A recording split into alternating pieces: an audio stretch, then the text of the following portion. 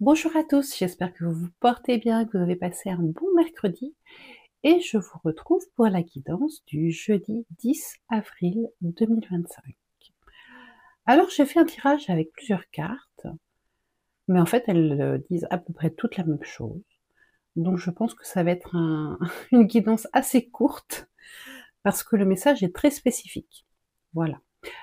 Donc si vous le voulez bien, on va commencer avec mon petit cadran pour savoir quelle énergie vient vers nous demain. Hop. Cher pendule, peux-tu nous indiquer quelle énergie va venir vers nous demain, le jeudi 10 avril? Psst. Je croyais que tu voulais aller par là, tu veux plus?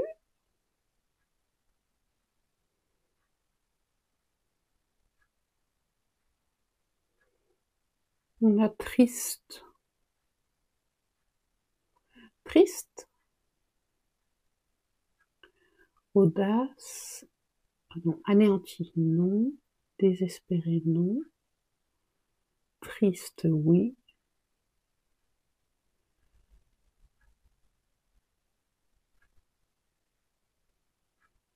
C'est pas de la passion. J'aurais bien aimé que ça soit la passion, mais c'est pas la passion. Il y a un petit peu de tristesse demain. Bon. Alors, quelle énergie pouvons-nous déployer pour passer une bonne journée demain, le jeudi 10 avril 2025?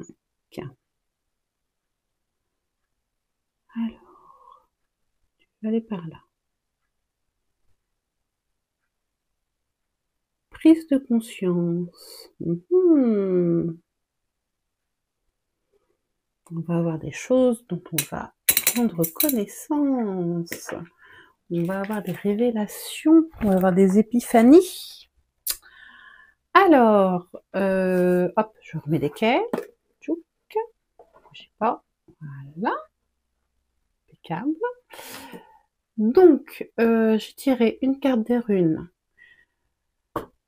2 cartes de conseil du tarot des druides ont sauté, 2 cartes de l'oracle des signes ont sauté, et une carte de l'oracle de l'esprit animal a sauté. Grosso modo, c'est le même message, donc ça va aller assez vite. Je vous préviens tout de suite. Je vais pas vous embêter longtemps aujourd'hui, hein. Bon, alors, cette carte-là, elle est déjà fantastique puisqu'elle n'a pas de sens inversé. C'est une goise. Comme vous le voyez, on a un œuf avec des brindilles. Alors on me dit que c'est de la bruyère et de la lavande, si je me souviens bien. Et on voit, c'est une matrice, c'est un œuf avec au-dessus un losange. Donc c'est le moment avant l'éclosion. Et alors j'ai beaucoup aimé dans le livret, il y a un moment une comparaison avec le papillon, on dirait, c'est logique, qui nous explique que le temps nécessaire à la mise en place d'un projet est comparable à celui que met le papillon à sortir de sa chrysalide. Pourquoi? Parce que comme le papillon se débat, en fait, il se fortifie. Il se débat dans la douleur pour sortir de sa chrysalide et donc il se fortifie et après il peut voler. Si c'était trop facile, eh ben, il sortirait et il tomberait. Donc c'est un combat, certes, mais c'est fait pour nous aider à aller de l'avant. Donc j'avais déjà trouvé ça, je trouvais que c'était une idée qui était assez intéressante, donc à laquelle je n'avais jamais réfléchi. Donc, alors c'est d'une part le potentiel brut, cru, d'un projet, euh, d'un événement, de quelque chose. Ça peut être une naissance, hein, évidemment, qui n'est pas encore dans le monde physique. On attend le bon moment pour éclore et venir au monde. Donc, si un projet a été mis entre parenthèses, le moment est venu de le reprendre. Si vous avez fait une petite pause dans la croissance, il faut reprendre les choses. Mais c'est aussi l'image de la conséquence de nos actions, cette carte. Elle nous dit que on va récolter ce qu'on a semé. Donc les graines que nous avons semées, en bien ou en mal, bientôt, des choses vont en sortir. Et évidemment, si c'est des bonnes graines, magnifique. Bon, par contre, si c'est des mauvaises graines fondées sur des sentiments négatifs, il faudra assumer les conséquences. Les runes sont assez cash, pas tellement dans la dentelle.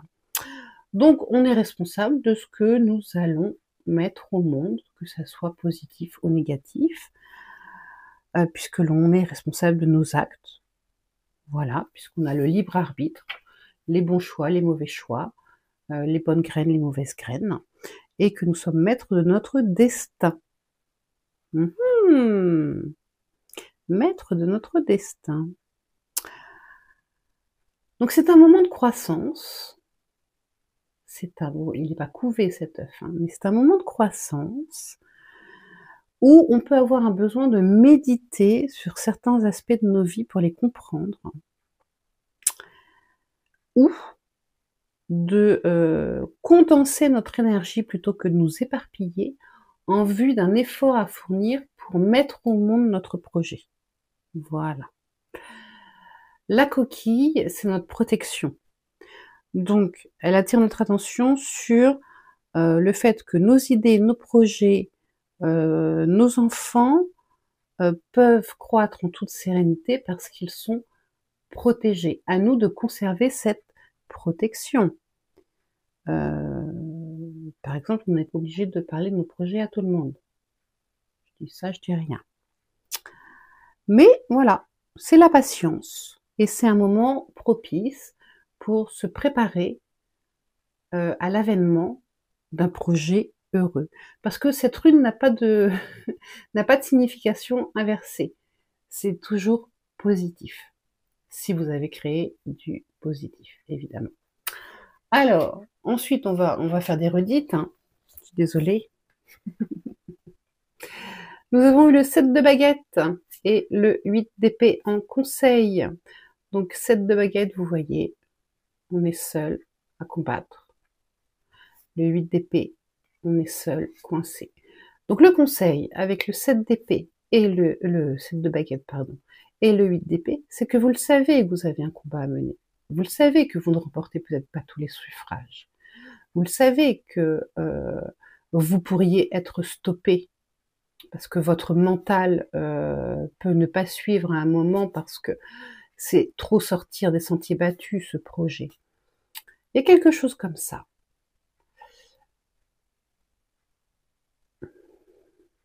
Il est armé, c'est sa tête qui est protégée. Parce que c'est ses idées qu'il veut protéger avec le 7 de baguette.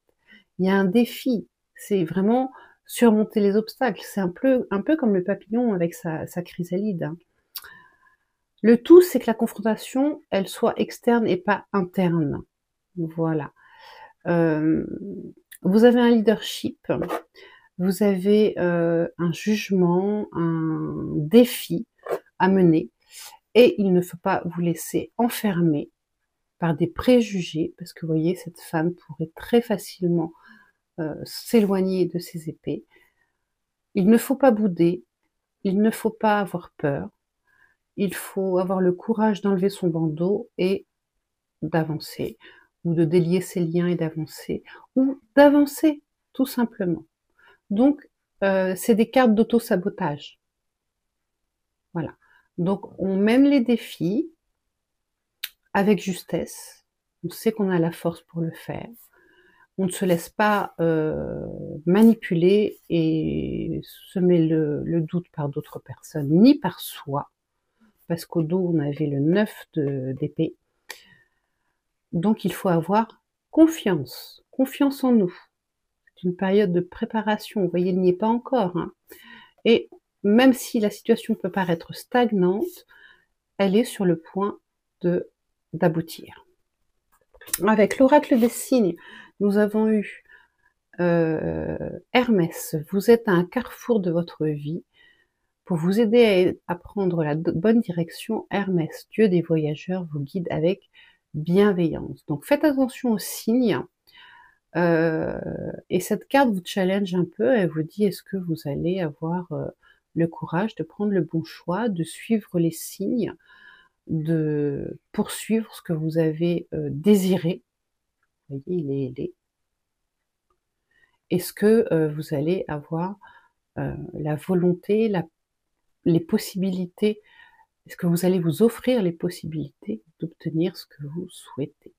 Sachant qu'Hermès, c'est le dieu, le messager entre les hommes et les dieux, il accompagne les âmes et c'est un messager. Donc ça peut venir, vous pouvez entendre des mots, des phrases qui vous parlent, voilà. Mais donc on nous dit qu'on est à un carrefour de notre vie. Donc notre projet risque bien d'éclore très très bientôt et on va être aidé pour prendre la bonne direction. Avec bienveillance. Ensuite, on a eu le 9.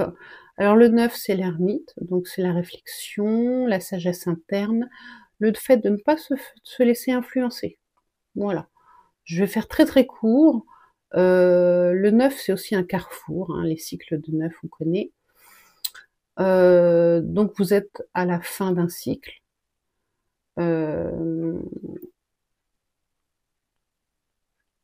Vous avez acquis tout ce qu'il faut pour passer au cycle d'après, tout simplement.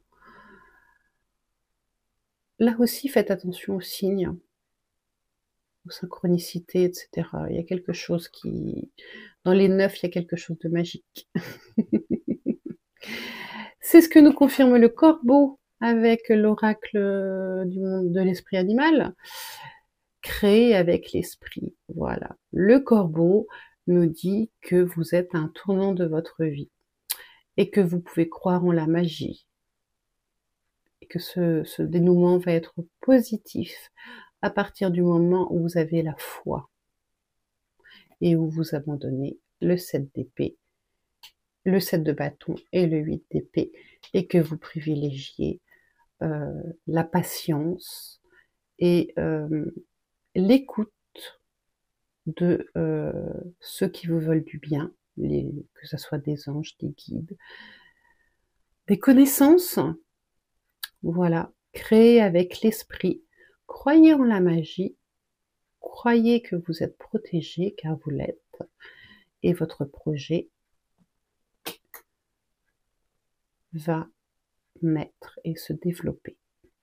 Voilà pour aujourd'hui. J'espère que ça vous a plu. N'hésitez pas à liker, commenter, vous abonner. Et puis je vous dis à bientôt et prenez soin de vous. Au revoir.